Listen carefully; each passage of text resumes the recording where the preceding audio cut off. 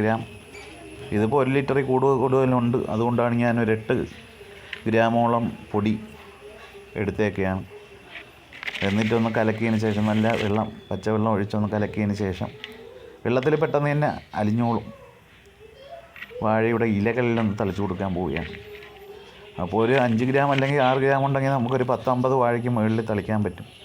തളിക്കുന്ന സമയത്ത് ഇലകളുടെ മുകളിലും ഇലയുടെ ചുവട്ടിലും അടിയിലും ഭാഗത്തുമെല്ലാം നമ്മൾ കൊള്ളുന്ന തരത്തിലാണ് തളിക്കേണ്ടത്.